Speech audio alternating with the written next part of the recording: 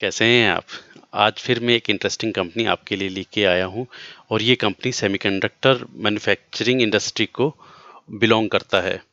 पिछले कुछ टाइम से आपने भी सुना होगा कि सेमीकंडक्टर की बहुत ज़बरदस्त शॉर्टेज चल रही है और इसकी प्रॉपर सप्लाई मार्केट में अभी अवेलेबल नहीं है, जिसके चलते ऑटो इंडस्ट्री हो या मोबाइल इंडस्ट्री हो या लैपटॉप इंडस्ट्री हो या किसी भी तरह के अदर इलेक्ट्रॉनिक्स इक्विपमेंट्स जिनमें सेमीकंडक्टर का यूज़ होता है, उनको बहुत ज़बरदस्त इफेक्ट हो रहा है।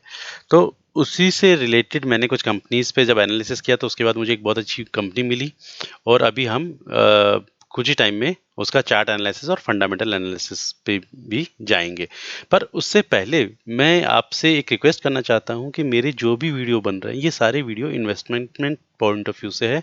इसमें इंट्राडे की या शॉर्ट टर्म स्विंग ट्रेडिंग की कोई सलाह नहीं है।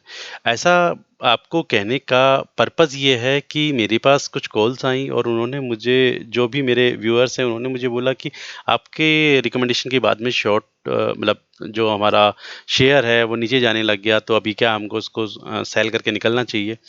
तो अगेन कि जब भी आप किसी कंपनी का एनालिसिस करते हैं तो ये चीज़ तो बहुत अच्छे से जाननी होगी कि वो कंपनी में फंडामेंटली प्रॉपर स्ट्रेंथ या उसकी स्टेमिना अच्छे लेवल की है या नहीं है, कि वो लॉन्ग टर्म में मार्केट में टिक पाएगी या नहीं।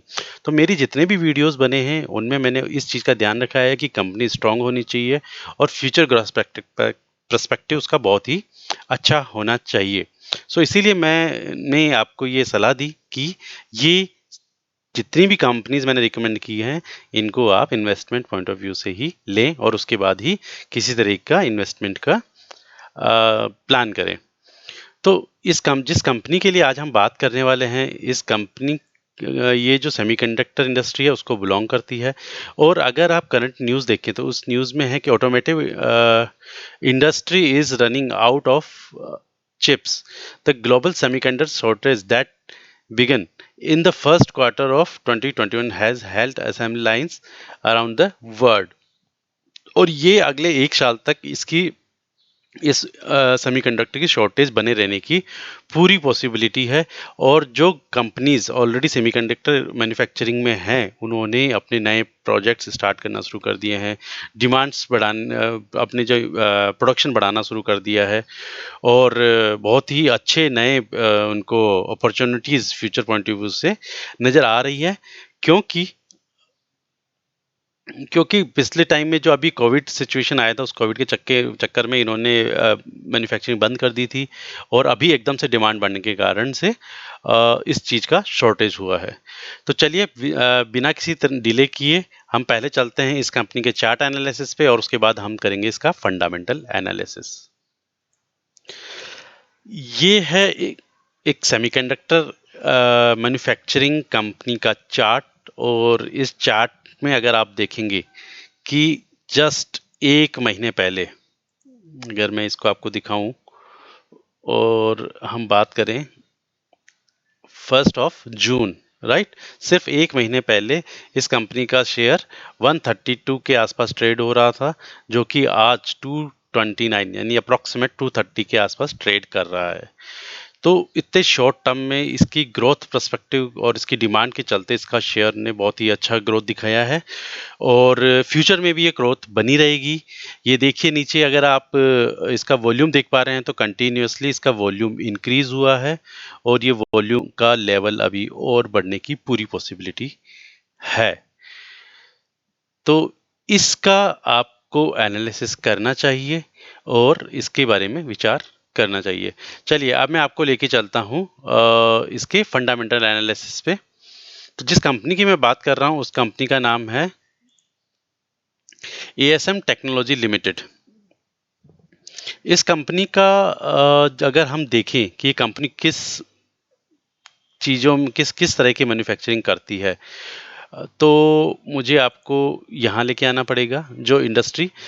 ये जो सेमीकंडक्टर टूल्स में मैन्युफैक्चर करती है, मेडिकल इक्विपमेंट्स रिलेटेड प्रोडक्शन करती है, ये ट्रांसपोर्टेशन से रिलेटेड जिसमें सेमीकंडक्टर का यूज़ होता है वो सारे इक्विपमेंट्स बनाती है, ये enterprise storage and networking devices manufacturing करती है, ये कंज्यूमर इलेक्ट्रॉनिक्स आइटम जैसे कि हमारे वाईफाई डिवाइसेस हो गए, हमारे हार्ड डिस्क हो गए, हमारे लैपटॉप्स में लगने वाले सेमीकंडक्टर्स हो गए, तो उन सब चीज़ों में भी ये डील करती है।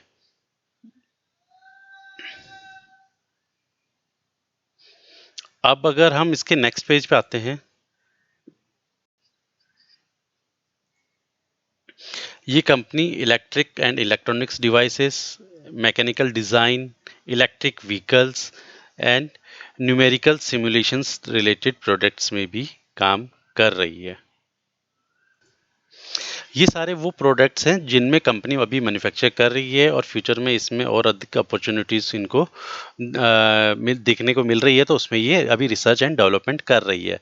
तो जितने भी वायरलेस डिवाइसेस हुए, क्लाउड एनवायरनमेंट हुआ, इंफ्रास्ट्रक्चर ऑटोमेशन हुआ, मोबिलिटी मैनेजमेंट हुआ, एनालिटिक्स हुआ, डेटा प्लेटफॉर्म्स हुए, नेटवर्किंग आईपी सर्विसेज हुए, जो कि फ्यूचर जो आने वाले टाइम के जो नए सॉफ्टवेयर्स है या नए जो टेक्नोलॉजीज हैं उस पे ये रिसर्च कर रही है। अब हम देखते हैं इसके ROE एंड ROCE को। तो करंट में इस कंपनी का ROE जो है वो 15.1% है, ROC की बात करें तो 19.4% है।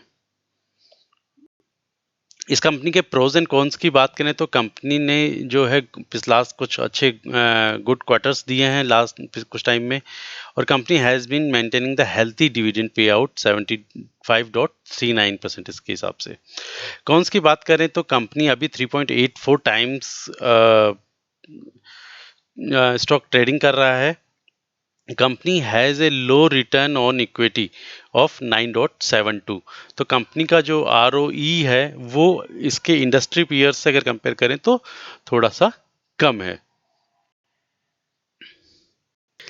लास्ट कुछ टाइम का अगर हम क्वार्टरली रिजल्ट्स का एनालिसिस करें तो सितंबर 2020 में इसका ऑपरेटिंग प्रॉफिट 4.69 था, दिसंबर 2020 में बढ़ के 2.85 हुआ, जो कि मार्च 2021 में 4.02% है। नेट प्रॉफिट की अगर हम देखें तो इसका दिसंबर 2020 में 1.09 था, जो कि बढ़कर मार्च 2021 में 1.38 हुआ। अगर हम एनुअल जो प्रॉफिट एंड लॉस स्टेटमेंट देखें तो उसके अंदर देखिए कि मार्च 2019 में ऑपरेटिंग प्रॉफिट 5 था, जो कि मार्च 2020 में बढ़कर 2 हुआ, और उसके बाद इसने अच्छा जंप दिखाया और मार्च 2021 में ये लास्ट 1 ईयर में 2 से 17 तक पहुंचा। अगर नेट प्रॉफिट देखिए हम इसका तो मार्च 2020 में 1 था, जो बढ़कर मार्च 2021 में 9 हुआ। अर्निंग पर शेयर अगर हम देखें तो वो भी इसका कंटिन्यू बहुत ही अच्छे तरीके से इम्प्रूव हुआ है। एसेट्स की अगर हम बात करें तो फिक्स्ड एसेट्स में आप देखिए कि मार्च 2020 में इसका फिक्स एसेट 15 था, जो बढ़कर मार्च 2021 में 16 हुआ। और ओवरऑल एसेट का अगर हम देखें, टोटल एसेट की अगर आप बात करें तो मार्च 2020 में 83 और मार्च 2021 में 116 हुआ। कैश फ्लो का भी हम देखें तो इसमें भी अच्छा इंप्रूवमेंट नजर आया है, जो कि मार्च 2020 में इसका -3 था, मार्च 2021 में बढ़कर ये 2 हो चुका है। इसका अगर हम शेयर होल्डिंग पैटर्न्स देखें तो अभी DIIs का जो स्टेक है वो 0.02% है और पब्लिक का स्टेक 38.14 है, और इसके अंदर प्रोमोटर्स का जो स्टेक है वो 61.84 है। तो ये company future growth point of view से मुझे बहुत ही सॉलिड नजर आई, और पिछले शॉर्ट में इसने बहुत ही अच्छा रिटर्न भी आप देख सकते हैं कि कंपनी को दिया है दिसंबर से लेके, और अब तक लास्ट 6 मंथ की अगर हम बात करें तो इसने अपनी कंपनी का जो शेयर का जो प्राइस है वो लगभग 3 टाइम्स इंक्रीज किया है। तो इस कंपनी पे आप एनालिसिस कीजिएगा, उसके बाद इसमें इन्वेस्टमेंट का प्लान कर सकते हैं। और आज ही मैं इस स्टॉक को स्पेशली आपके लिए क्यों लेके आया, उसका एक बड़ा रीजन है इस कंपनी का शेड्यूल्ड मीटिंग। इस कंपनी की कल एक मीटिंग शेड्यूल्ड है, AGM लेवल की जो मीटिंग है वो कल इसकी होने वाली है, तो इस पे आप नज़र बना के रखिएगा। इसमें अगर कुछ अच्छी न्यूज़ आती है तो ये कंपनी का शेयर बहुत ही अच्छा आपको रिजल्ट देने वाला है कमिंग फ्यूचर में। सो आज के लिए बस इतना ही। अगेन अगर आपको मेरे वीडियोस पसंद आ रहे हैं तो प्लीज़ इसको लाइक एंड सब्सक्राइब ज़रूर करें।